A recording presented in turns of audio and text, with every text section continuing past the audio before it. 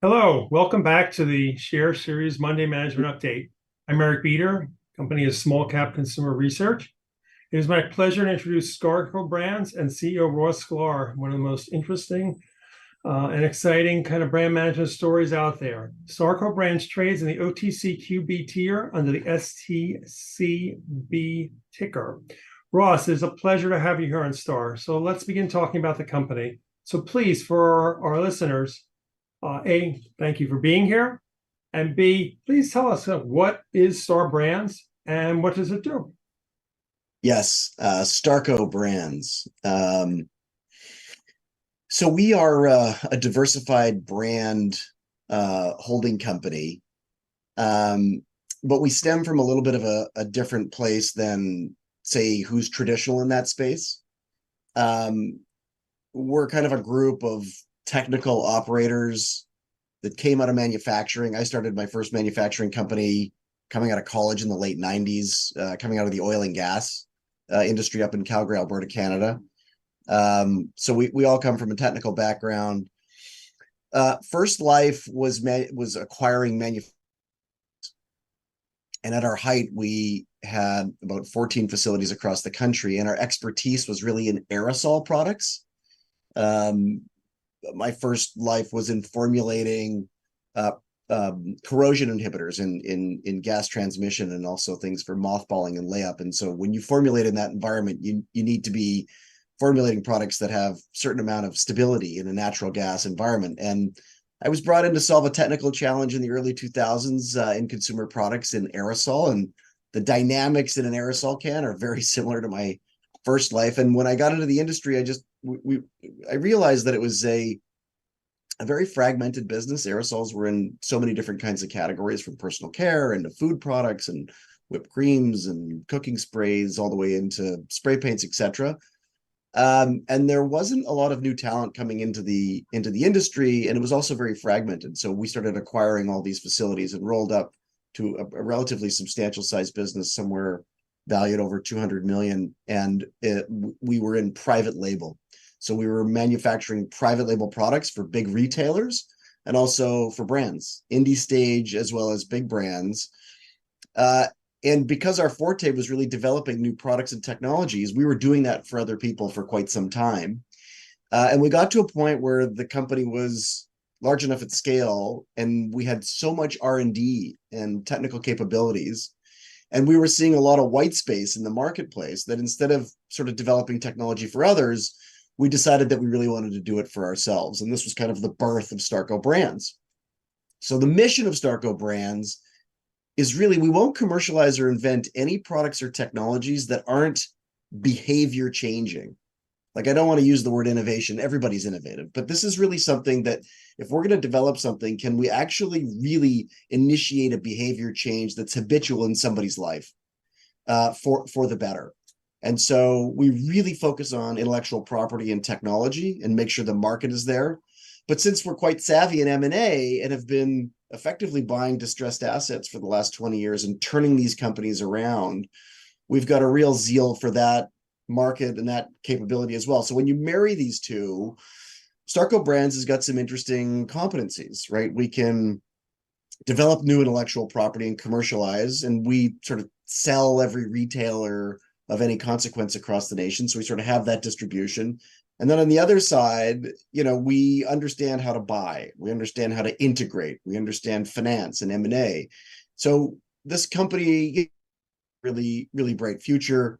We started the company a couple of years ago based on a really innovative product, something called Winona popcorn spray. Maybe some of you have seen it out there. We effectively walked into the retail space and said, okay, well, where's the white space?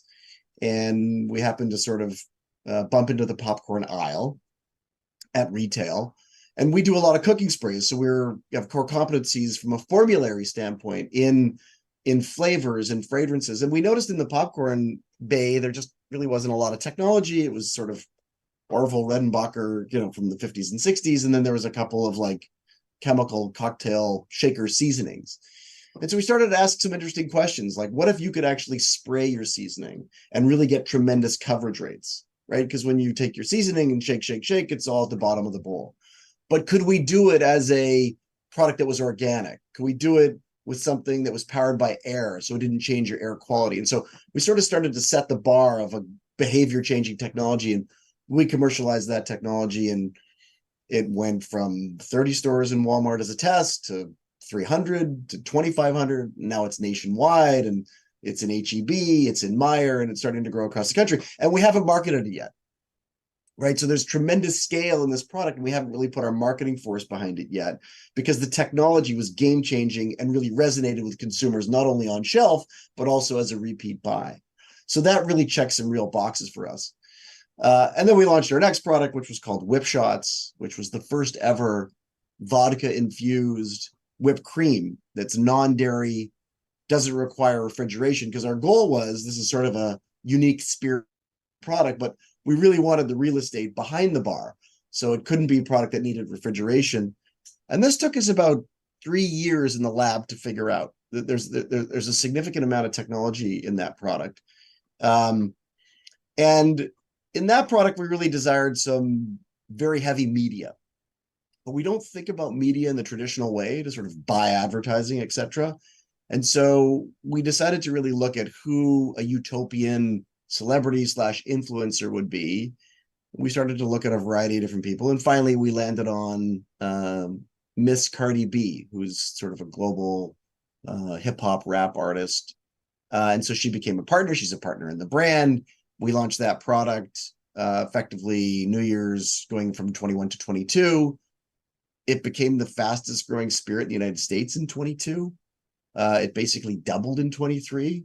There's tremendous growth that's going to be coming for that product, and we've got a variety of new flavors and so on and so forth. I would encourage you to take a look at Whip Shots online if you don't know it. It's been seen over 500 million times on TikTok. It's really been something that's affected the fabric, not only from an innovation standpoint, but it's highly unique and it's very difficult to manufacture. So we've got a very big manufacturing and intellectual property moat around these products. So when we launched those two products to sort of launch the business in 2019 and 20, this was really showcasing not only to the market, but to ourselves and to our team, because we profess that we've got great capabilities to formulate products and commercialize unique intellectual property. So this was really these test-based cases that said, hey, this company can do these sorts of things, and these things have scaled. And then when, there was a banking crisis in the United States, capital had started to dry up, there was a tremendous amount of really interesting CPG assets that started to become available in the market. We acquired a company called Art of Sport from a large venture capital firm.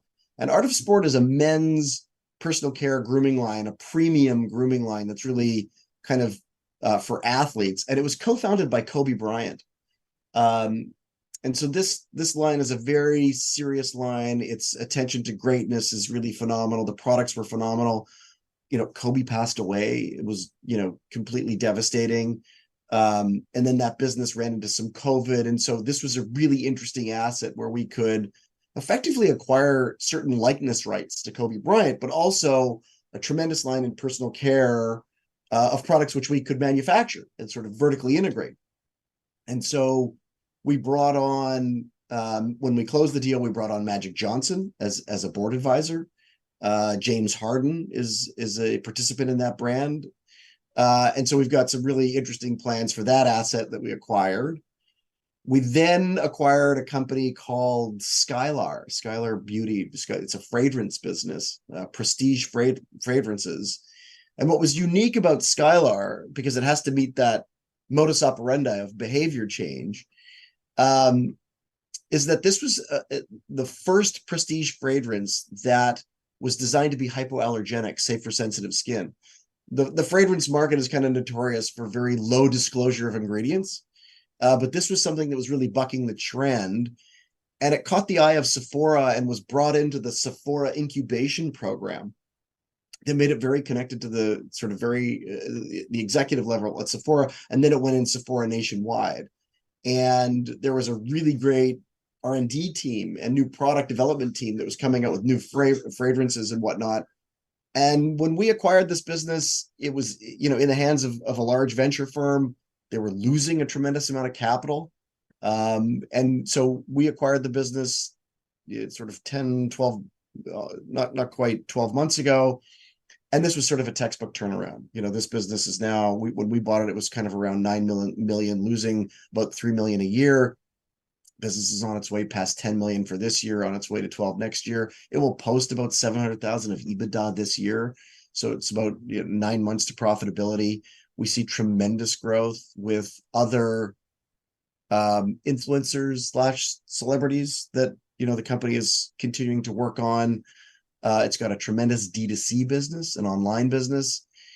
And the reason why you don't see fragrance brands for sale that often is because they're coveted properties. The margin profiles are tremendous. The margin profiles of Skylar business is 75 to 85% gross margin. So it sort of allows a tremendous amount of capital that could be reinvested in the business to brand build. And then our next acquisition was a company called Soylent. This is a beverage business and meal replacement, nutrition shakes, but it's plant-based. It's actually the highest protein beverage on the market that's plant. This was originally funded by Google Ventures and Andreessen Horowitz, which are arguably two of the largest VC firms in the world. They put roughly $100 million into the technology. And so, understanding behavior change and being on the intellectual property side, that was very important to us. This product then won the Kantar Research Survey Award. It's voted on by 40,000 people for the best tasting product, although there's no more than a gram of sugar in this product compared to its competitors. That's quite a big deal. So that product has got a very robust D2C business, almost a $40-45 million D2C business. What the previous owners didn't really understand was kind of retail, costs associated with retail, understanding how to merchandise in retail. And the other thing that they didn't really understand was what we're pretty good at is experiential marketing and top of funnel, which is really to sort of garner the potential of building virality in a product and how best to do that in this marketplace, right? You can sort of spend until you're exhausted or dead with kind of Meta or Facebook ads or prime time, performance marketing, or you can find, the right kind of authenticity with influencers, celebrity, where they've got their own communities. For instance, Cardi with Whip Shots. Cardi's social footprint is somewhere around 1 million. So when you strategically use that right in an authentic manner, you can sort of garner tremendous media. That's what the retailers need to ensure they have the pull through and so on and so forth. So that was a very strategic acquisition in beverage. And effectively you've got this company that, sort of started its commercial operations around 2019 that went from a couple million in rev to this year where we're going to finish, mid 70s, 70 million and 72, 73 million in rev and, roughly 10% adjusted EBITDA. And it's just a very exciting time. We're scaling very quickly. We've got tremendous products in the R&D pipe and, an interesting M&A pipe as well. Great. Wow, there's a lot to unpack here. It's a very exciting story. So let's talk about some of the pieces of the business model. You mentioned before manufacturing and production expertise. That is not on the company's balance sheet. How do you leverage kind of I guess it's the Starco Group's manufacturing production expertise to maximize the kind of returns on the Starco brands? Yes. So for clarity, let's just talk about two companies here, right? You have the Starco Group, which is this private label manufacturing conglomerate, which is a private business. And then you kind of have this branded side of the house, which is Starco Brands, where all these brands reside. The one out of popcorn spray, Whip Shots, vodka infused whipped cream, the other acquisitions, Art of Sport, Skylar, Soylent, etc. So that's the branded side of the house. That's the public entity that owns those assets. The private side allows Starco Brands to effectively be vertically integrated. And it's very, very important that your supply chains are sewed up, especially in this environment. Post-COVID, supply chains got effectively rewritten. Raw material veins got rewritten, couldn't buy certain raw materials from overseas and so on and so forth. And so to ensure that A, you've got security in the supply chain, B, you don't have sort of laborious arrangements that some co-packers would put on you for volumes or minimums or buy and take or pay contracts that can be very difficult for brands. You've got to have a tremendous amount of excess capital to be able to secure those. So that's a big advantage. The Whipshots product is manufactured in our distillery in the Starco Group, which is a beverage and distillery business. The Winona popcorn spray is manufactured in our food and personal care business, and also some art of sport products will be manufactured there. The goal over the long term, as Starco brand starts to scale, our intent and our goal is to effectively, at a certain period of ballgame, to have it all under one roof. But that takes a little bit more time. Okay. So right now, in effect, Starco Brands gets the benefits of vertical integration without the assets really on the balance sheet right That's now. right. Without having Down to the pay. road, when it reaches a certain level, all the longer term combined into one unit, like a Unilever, like a major packaged goods firms. Correct. Already. The goal is intellectual property, behavior changing products, like-minded M&A, vertically integrated. Let's talk about that. Let's talk about the M&A. So you've done 3 acquisitions in the last 15 months, approximately. What is your appetite for further acquisitions, and what is the criteria? I know you talked about them being game changing, but let's talk a little bit maybe about some of the financial criteria you look at for them, and kind of where you can feel you can add value into further acquisitions. So I'll tackle the sort of investment criteria.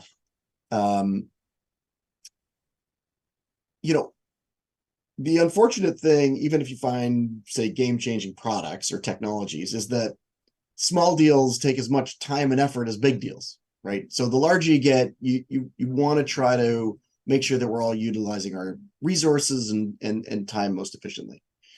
That being said, we are product people at heart. And so if we see something we believe is really game-changing, and then following certain diligence of understanding a market reception or focus groups or so on and so forth, we'll make those strategic changes. So it's this, really strong bookends of we have to buy it here. We're especially when you think about distressed assets, there's so much distressed assets out there. It's 1 in 500 that are going to fit, but so we've got to be opportunistic.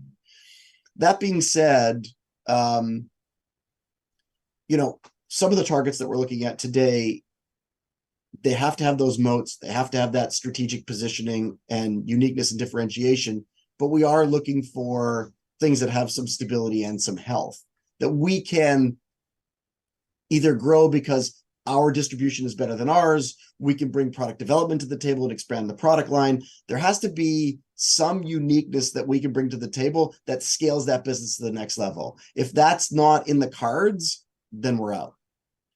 The other thing that we really look for is companies that are in product categories that are within our own skill set, that are within our core competencies, right? Our technical and formulary core competencies are in chemicals, in household, personal care, OTCs, things like sun care is under OTCs, or all the icy hots or the biofreeze or the tough active tenactins, all those sorts of products that need FDA regulation to be able to manufacture. Also things in food. We, have substantial capability in food manufacturing. It also takes us into beverage and into spirits. That's really kind of our landscape of where we're looking for technology or manufacturing and or brands. So it's a pretty wide criteria. So you're looking at a lot of different brands right now for potential incremental acquisitions here. Now the question is, and you've already seen it in a year or so, you've taken some of these brands from, and as you know, every distressed brand has its kind of own story. You've taken these stories and made them almost immediately profitable and ramped up the revenue. What is the criteria once you buy a brand to position it for this profitability and to grow beyond what probably the founders or the people doing it expected to do? If you break it down to a science, what does it really take to grow a brand?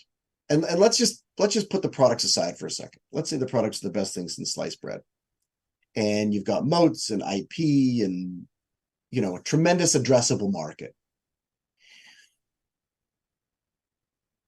most people think that we've got to spend in social and we've got to spend in meta ads and Facebook ads and performance and so on and so forth. The power of retail is something that's slightly being overlooked in this day and age. Now, no one, is going to contend that obviously Walmart and Costco's and so on and so forth are massive and huge. But what does it really take to move product? When a buyer at, say, a Walmart is going to really look at what they're responsible for, it's really real estate, right? They've got a certain amount of spots for all these products. And if they're going to replace one of those products for yours, why is yours going to turn consistently and provide more margin? So you really have to understand what the buyers are in need. What are their goals? And how are you going to come to the table and say, hey, this is going to move better? So when we look to, say, invent products or acquire products, we really want to understand where we're going in retail and what the competitive landscape is. Listen, even if we had the best cleaning products in sliced bread, low percentage chance that we'd commercialize it. Why? Because the people that the organizations that own that cleaning bay are the SCJs and the Clorox and the Unilevers of the world, and they're considered to be category captains. You almost need their approval to get that real estate. So you're never going to outspend them to sort of own that real estate. But if we pivot back to the popcorn aisle, right, there's just not as much competition. There wasn't as much innovation. And if we could bring something to the table that was game-changing with greater margin, and you could really ensure that the product was going to turn well on shelf, not necessarily due to a larger global spend, but because it's going to resonate with the customers that are coming to that bay where we could elicit the impulse. If you could do that, then you'd have a real strategic advantage of being able to turn something, provide margin, and doing. These are real strategic approaches to understanding retail.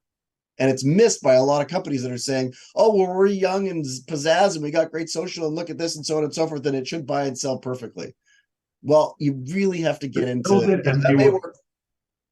The nuance of retail is so key. It's so important to really understand peeling that onion back.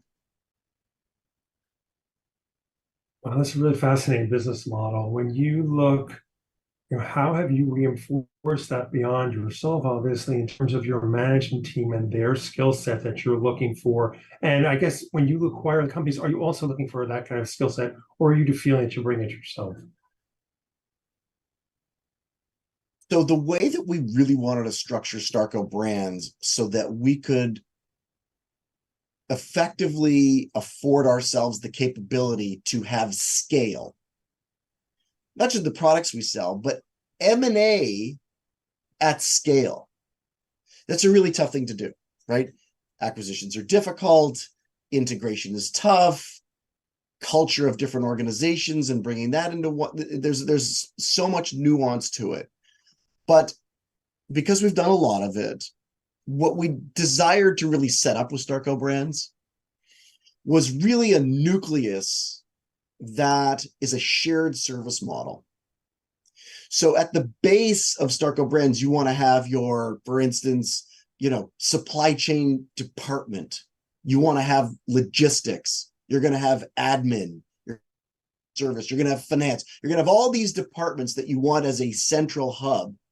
And as you acquire new entities, you may not need all the built-in infrastructure they already have, which is a really interesting cost savings for the company. Now, as you grow, you'll have to sort of layer more people in those departments, but it allows you to grow from kind of an inwards out and support further M&A and also find efficiencies that will contribute to your bottom line out of the gates. So you're not just relying on, oh, what's your next product or your best distribution? We're going to do that too. But that's front of the curve. We also look for cost synergies. Those are savings day one. Those are contributing to EBITDA day one. Like, for instance, when we bought Skylar and Soylent, we had this pretty hefty infrastructure that was coming in from Soylent. And that infrastructure was extraordinarily helpful for the Skylar business. When we bought Skylar, there was, I don't know, don't quote me, 18, 20. Today, it's about 6 and better well run. And that posts points on the board's net income that has tremendous shareholder value to have that kind of effect, to have that kind of turnaround. Never mind what we're doing front of the curve of growing the product, new products, celebrities, influence, etc. Fascinating. And we've talked about most of the brands. So let's talk about next year. I know that you're a public company, so I'm not asking for numbers, but what should we be thinking about when we think about next year? You obviously had a tremendous year this year in terms of integrating acquisitions, driving triple digit top line growth, positive EBITDA. What should we be thinking about when we look for next year and kind of the signpost for going forward here for Starco? We times we have geopolitical, who knows what the headline is tomorrow. There's plenty today. We've got interest rates that have hopefully peaked. You've got pretty sticky inflation at the commercial level. And even if the inflation's there, the commercial level's not giving back those price increases that quick, which makes everything sort of sticky. Everyone understands that their dollar doesn't go as far as it did 20 years ago. Cup of coffee is still $5 at Starbucks kind of thing. Without having any intense anomalies that are going to impact markets,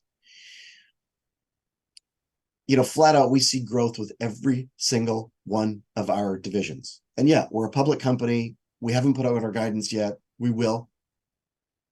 We're expanding distribution for a lot of these businesses. Whipshots continues to expand. We're almost in all states now as a spirit. Winona is just starting its expansion. And what's really fascinating about the Winona popcorn spray, and if you look at the IRI data, which shows you retail turn and percentages and movement, sort of per store, per week kind of thing. What's fascinating about that product is sometimes you'll have a consumer brand and, it will sell better in Washington than it does in Louisiana or vice versa, depending on, cultures and demo, etc. The Winona popcorn spray has the same shelf turn across the country in every single region, which is fascinating. And that's a wonderful category. And it's kind of a tip in the hat to popcorn. Everybody loves popcorn, right? You go to the movie theaters across the country or whatever it may be, people buy, everyone loves popcorn. So to really lean on that is a tremendous asset for a consumer product, and doesn't happen that often. The other thing is that right now Winona is butter. Is there other flavors in its future? Most likely. So there's tremendous white space and growth from a distribution and product line extension in that business. Skylar today is only in Sephora and D2C. And so, are there expansion and distribution opportunities there? Do we have a proverbial lightning rod influencer campaign or celebrity campaign with that brand today? Not yet. Right. So there's a tremendous amount of levers for each of these businesses that we intend to pull over time to substantially grow these businesses. So we see tremendous organic growth for each of our divisions this year in 2024.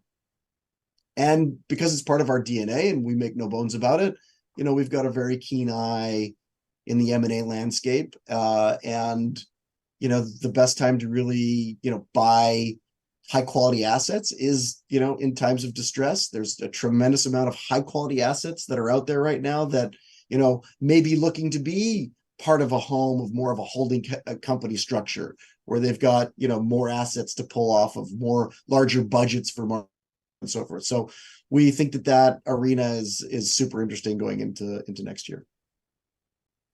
Sounds exciting.